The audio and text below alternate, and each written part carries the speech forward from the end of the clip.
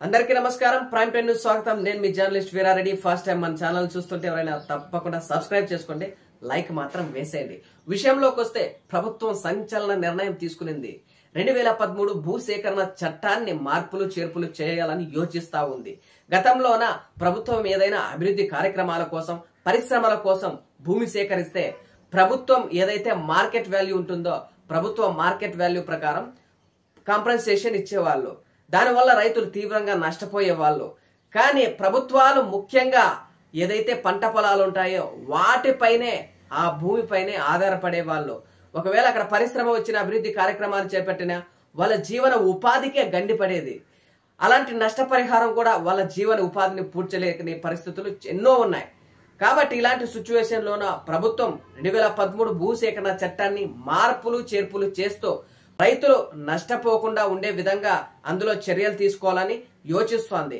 ఏదైతే రైతుల భూమి ఉంటుందో, ఒక ఎకరా ప్రభుత్వ వాల్యూ ఎంతైతే ఉంటుందో దానికి 4 రెట్ల కాంపెన్సేషన్ ఇవ్వడానికి ప్రభుత్వం నిర్ణయం తీసుకుంది. పట్టణ ప్రాంతాల్లో ఒక విధంగా కాంపెన్సేషన్, గ్రామీణ ప్రాంతాల్లో ఒక విధంగా కాంపెన్సేషన్. పట్టణ ప్రాంతాల విషయానికి వస్తే ప్రభుత్వ భూమి వాల్యూ ఎంతైతే ఉంటుందో దానికి 2 రెట్లు నష్టపరిహారం ఇవ్వడానికి ప్రభుత్వం చర్యలు తీసుకుంటా ఉంది. అలాగే గ్రామీణ ప్రాంతాల విషయాలకు వస్తే ఒక ఎకరా భూమి ప్రభుత్వ వాల్యూ ఎంతైతే ఉంటుందో ఆ భూమి వాల్యూకి దానికి 4 రెట్లు నష్టపరిహారం ఇవ్వడానికి ప్రభుత్వం యోచిస్తా ఉంది. అలాగే పట్టణ అభివృద్ధి కోసం, గ్రామీణ అభివృద్ధి కోసం భూములు సేకరించినట్లయితే ఆ భూమిలోన 20%, సపోజ్ మన నుండి ప్రభుత్వం ఒక ఎకరా భూమి తీసుకున్నట్లయితే అందులోన అభివృద్ధి చేసిన తర్వాత అందులోన 20 సెంట్లు అంటే 20% ఎవరైతే రైతు ఉంటారో ఆ రైతుకు కేటాయించాలి. అయితే పరిశ్రమలు ఏర్పాటు కొరకు ప్రజల నుంచి తీసుకున్న భూమి కొరకు వాటికి కూడా ఒక కాంపెన్సేషన్ ఇవ్వడానికి ప్రభుత్వం ముందుకొచ్చింది. నష్టపరిహారంతో పాటుగా అందులో 25% షేర్ కూడా ఎవరైతే రైతులు ఉన్నారో వాళ్ళకి ఇవ్వాలని 2013 భూసేకరణ చట్టంలోని మార్పులు చేర్పులు చేస్తే రైతులకు ఈ వెసులుబాటు కల్పిస్తా ఉంది.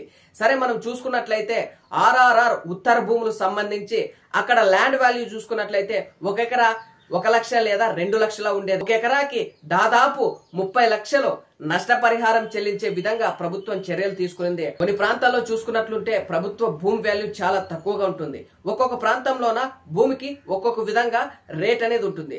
అలాంటివి దృష్టి పెట్టుకుని ప్రజలు ఏ విధంగా నష్టపోకుండా ఉండడానికి అలాంటి చోటు కూడా మార్కెట్ వాల్యూ, బహిరంగంగా ఏదైతే మార్కెట్ వాల్యూ ఉంటుందో ఆ వాల్యూ ఇవ్వడానికి కూడా ప్రభుత్వం ముందుకొస్తుంది అని మనం చెప్పుకోవచ్చు. అలాగే రాష్ట్ర అభివృద్ధి కోసం, పట్టణాల అభివృద్ధి కోసం 40 నుంచి 50 వేల ఎకరాల భూములు సేకరించారు.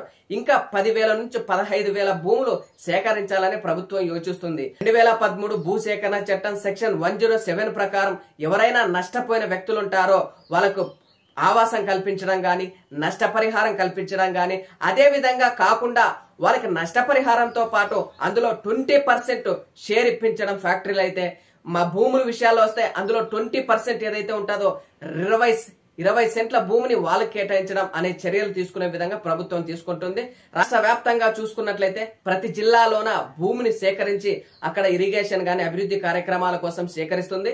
గతంలో చూసుకున్నట్లయితే కొంతమంది భూములు ఆ ఫ్యాక్టరీ యాజమాన్యానికి గాని, ప్రభుత్వాలకు గాని అక్కడ ఏదో పరిశ్రమలు వస్తాయనో, అక్కడ ఏదో ఇరిగేషన్ డిపార్ట్మెంట్ వస్తాయనో, కాలువలు వస్తాయనో, చెరువులు వస్తాయనో వాటికి సంబంధించి భూములు అనేది ప్రభుత్వాలు తీసుకుని ఉంటాయి.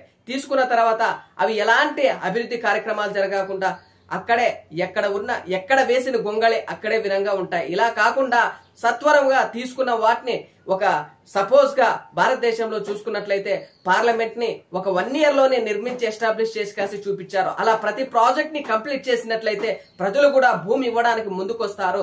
ప్రజలు కూడా ఇలాంటి 4 రెట్ల నష్టపరిహారం ఇస్తే వాళ్ళు కూడా సంతోషం వ్యక్తం చేస్తారు. అందులో 20% ఇచ్చి భాగస్వామ్యం, ఫ్యాక్టరీలో అయితే 25% ఇచ్చి భాగస్వామ్యం చేసినట్లయితే రైతులు ఎక్కడ నష్టపోకోకుండా వాళ్ళు కూడా ప్రశాంతమైన జీవితాన్ని గడుపుతారు. కాబట్టి రాష్ట్ర ప్రభుత్వం ఎలాంటి నిర్ణయాలు తీసుకోబోతుందో భవిష్యత్తులో దీనిపై క్లారిటీ వచ్చే అవకాశం ఉంటుంది.